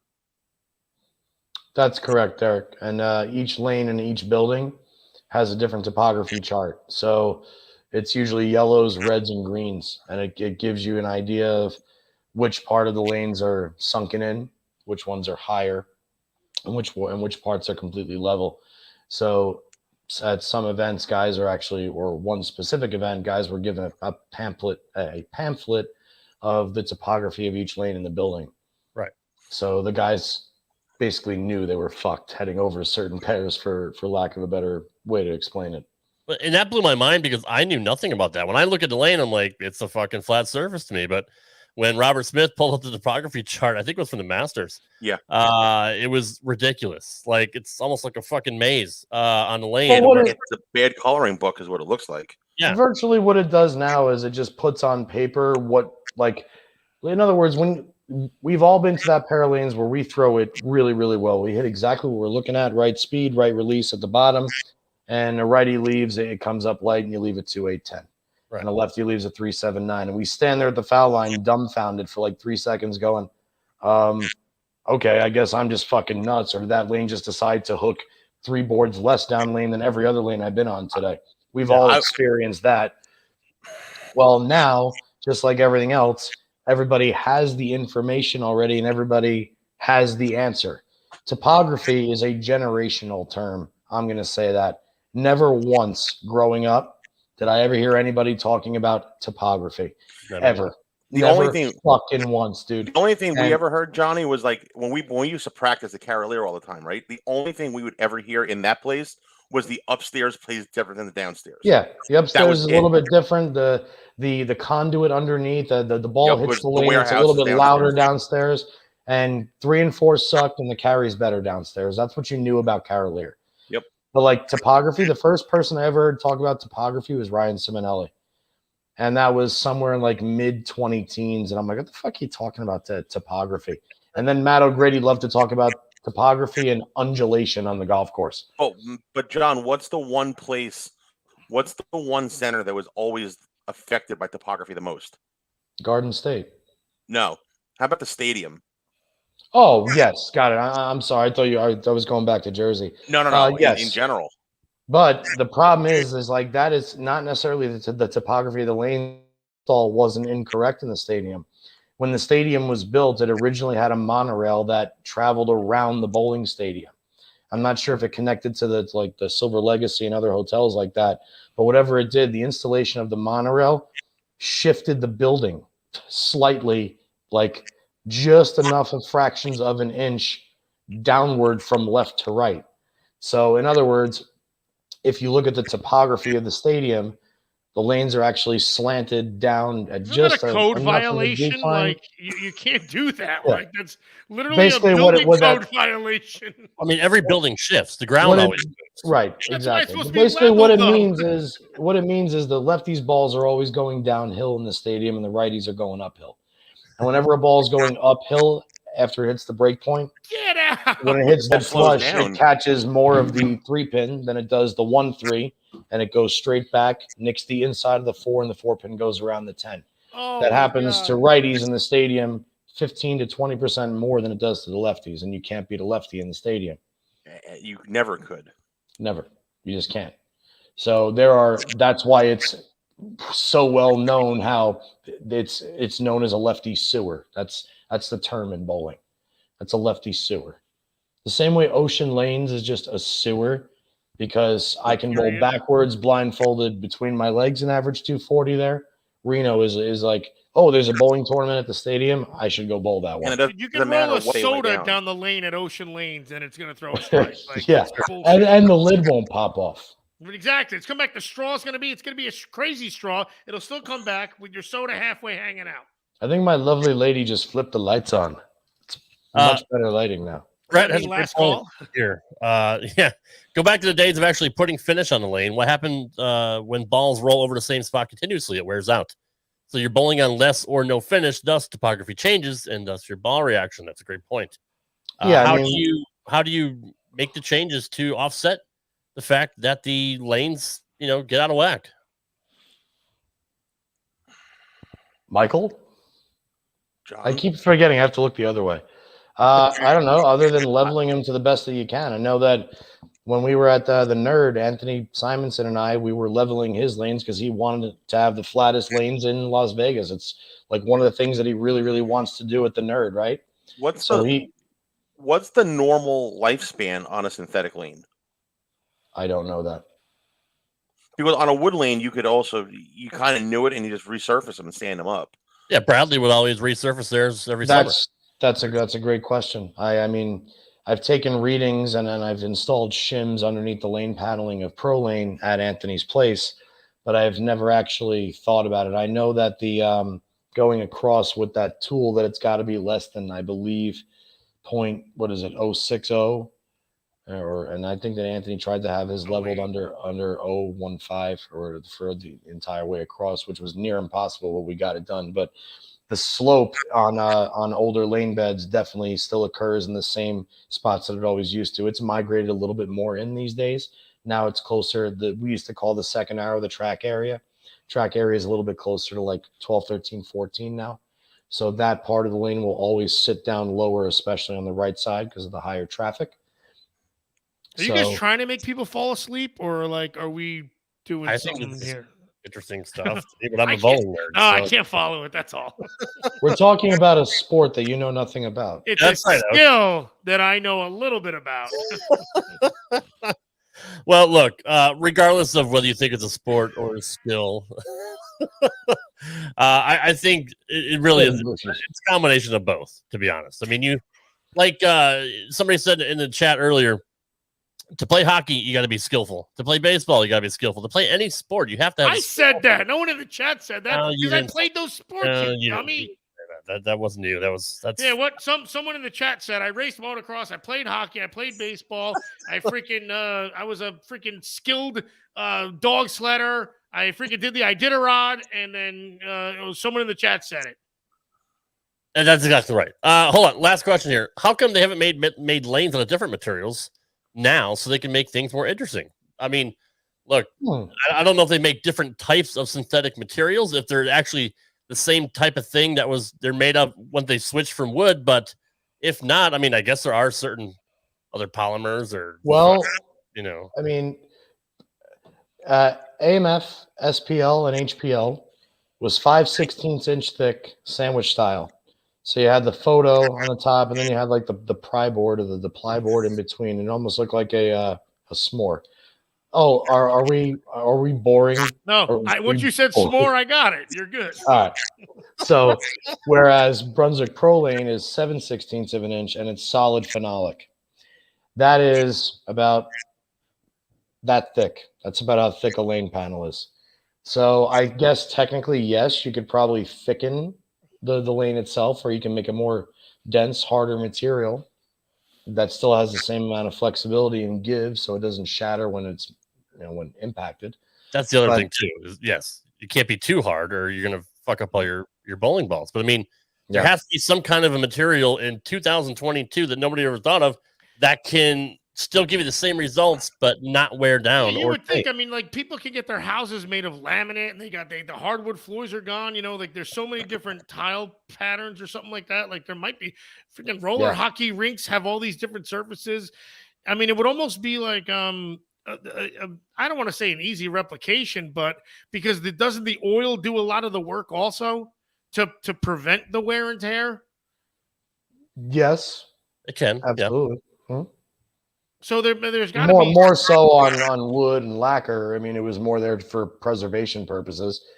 Nowadays, they wouldn't beat the shit out of it, basically. Yeah, of course, okay. Of course. Well, that's what goes back to what Brett says: is put a finish on the lane, like put some kind of a lacquer or something that's going to preserve, the lane surface. It's like if you're staining your deck in your backyard. That's what you want to do. Exactly. Right.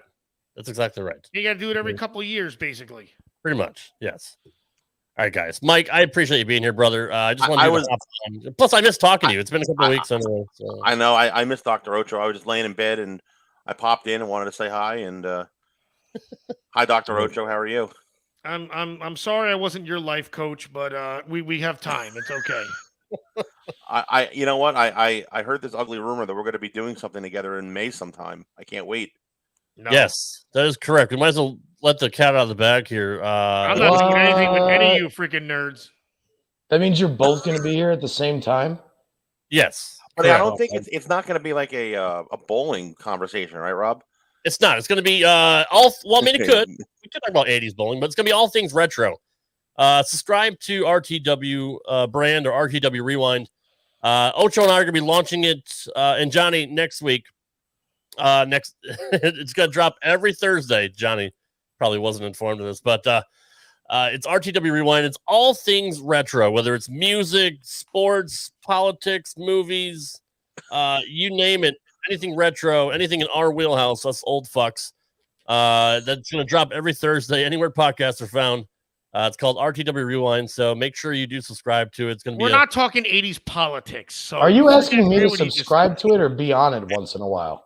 You're the fucking co-host, dipshit. It's going to be the 4-man booth once Mike gets over with his league bowling on Monday nights. But all right, good. I was just making sure. And do you still want to do? So you started a podcast live with Johnny, commentary? and he didn't even know. No clue. Yes, yeah. I do. We have to figure out which show you want. I would say do it for the Sorry, championship. I'm cutting everybody off now, but okay, good. Yeah, well, I'm off this weekend, so let's pick a show to commentate. I'll talk to you during the week.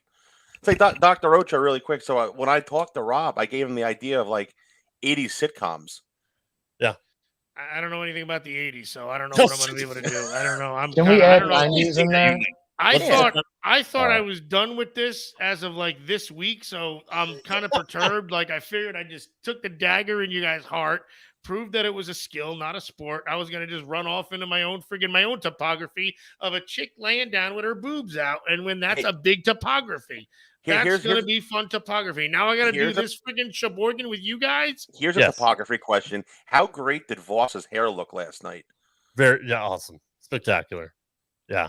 I got to watch it. I like that look better than the perm look that he had. And you know what's funny? He told us before we went live that his sister is a hairdresser, and he actually saw his sister last week, and he got it cut. He said it was down to the shoulders when he cut it. Wait, he's usually got like a perm kind of gimmick, right? At least back in the day, I hadn't seen him. He just had nice, clean-cut curls. Ryan Voss was the most clean-cut curls. What is he, freaking Blair like from Jackson Life? A perm you go pay for. A perm you go pay for. Mark Williams had a perm. That was a perm. No, he did. And Blair is hot, by the way. Mark Williams looked like the lion from Madagascar. Yes, for a brief period there. It was Mark Williams. He was a bowler. Three major championships, but he had a head like a lion. Yeah, it was good for him. Man. He was probably an athlete. Pretty impressive. It was pretty impressive throw. So anyway, I'm looking forward to. So I got to look up Mark Williams. I got to look up Blair Warner, and I got to look up what you guys. So Charlie Tapp, him too, and then I got to watch the show you guys did. Well, let's roll. We got to get Charlie on the show. Charlie, get on this fucking show one of these days. You're in the chat all the time. Just welcome anytime. Is his last name really Tap, or is that like a joke on like bowling or something? Yes, bro, it's his name. Tap water, baby. Tap water. I don't know, because I know like if you leave a he tap, hooks you it get a tap or something. more than you, Och. He does. I don't hook it, so of course he does. Well, that's fair. My baby isn't even born yet. She hooks it more than me. Charlie had a champion mullet. Yes. I don't know if he still does, but he did. So good, guys. Thank you for being here. Thank you, everybody. Thank everybody. We're done with the thanking, Ocho, you stupid ass. Charlie Tapp says he was raised on tour by Johnny Sr. That most people weren't, to be quite honest. Johnny Sr. is the godfather. But Mike Val, who he was. You literally did not know who he was. That's a true story. Real quick. God damn it. No, I promise. Leave him alone, Rob. The senior tour. The PBA Senior Tour, they're bowling their inaugural event this year in Florida right now. My dad thought, first off, he didn't have a chance to make the cut, but he got there on day 2. He was staying at Dave Sutar's house, 85 miles away. Thought his squad started at 9 a.m. It started at 8 a.m. He got a call from Parker Bone today at like 8:15 and said, "Hey, JP, you in the building?" And Dad said, "No, I will be in like 15, 20 minutes." And Parker said, "Oh, all right, because we're starting." And anyway, they tried to hold off as long as they could, but my dad still missed the first 2 frames. So he had to get a 0 in the first 2 frames, didn't get a chance to warm up, do his tape, put on his knee brace, take anything. And then he said he went strike, spare, Greek church, or he had like 40 something in the 5th frame because he had 0 in the 2nd frame and still bowled fucking 190 the first game. And he wound up finishing the day or the tournament at 100 over, which, the scores are astronomical, but he bowled well. And with a 0 in the 2nd frame at 75, and you can still get your ass to the foul line, fair. There should be like 2 hours of stretching and pregame and all that for somebody. I'm not making fun of his age. It's just the fact that, like, 75-year-olds aren't playing football. There you go. Right. Look at see, there you go. Yes. I'll mute myself now, Rob. I'm sorry. I just had to get that. No, it's fine. I mean, Bo Burton's 79, right? And he was on Mike's show 3 months ago, and he's still kicking everyone's ass. He's kicking the kids' ass. He's kicking seasoned pros. I mean, he's still averaging 240. I mean, it's just or 250 something. It's just ridiculous. Oh, Derek, don't worry, Derek. I'm just giving you a hard time. I knew you weren't married. You're a freaking nerd. Of course you're not married. I knew that. Is Derek like your biggest fan, guys? I think so. Yeah. Does he have like a bromance on you, Ocho, or is it like a bromance on Johnny? We don't talk about the show Bromance. That's another show that's coming up probably every other Sunday soon with Vince Johnny. Russo. Do you get my text message earlier tonight? You keep blowing off Russo, so I don't know. Mike. I'm gonna hit him up this week.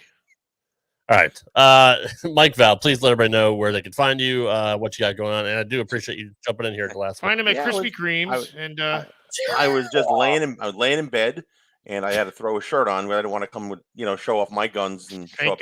Listen, I don't want to be outdone but I get it. Tuesdays 7:00 we're on Facebook, and if anybody wants to watch what we did last night, go to YouTube, Bone and Zano, and find the Brian Voss show. We had about 300 people watching us last night, so check it out. Voss and Robert had a lot of good stuff. So good. That's where we are, really, and then we'll be together in a month with you guys. So looking forward to it. Oh, Joe, what's your Twitter handle? At DDRO Joe. Johnny P, where can people find you? At JP Junior 07. JPJR07. And on Facebook, if you want to, any questions you ever want to ask Johnny, just send him a message, or you can email the show at straightup5. That's straightup5 FIVE at gmail.com. Real quick, no bromance. Derek is just trying to interact, which is what we love. We love it when you people interact and be very vocal. But Brett Lawrence, thank you very much. Guys, thanks for being here. We appreciate it. You guys know where to find me. It's Rad Rob Gaming everywhere. Instagram, Twitter, Facebook, MySpace, your face, whatever. It's Rad Rob Gaming. We'll be back next week for another edition of Straight Up 5 with that guy right down there, that handsome son of a bitch, Johnny Petraglia Jr. I'll be in Vegas next week, Rad Rob. Oh, you will? Well, wow, you guys need to are you going to be there Wednesday? I fly home Thursday night at 11 p.m. Well, then you guys have to do sit next to each other with the microphone. That could be dangerous, John. I like it. Let's do it. I'll be in Vegas on Monday. I'll call you when I land. Join the podcast next week then, Mike. Since you're gonna have nothing else to do. So nope. Guys, we appreciate it. We'll see you next week. Later. Later, guys. Thank you.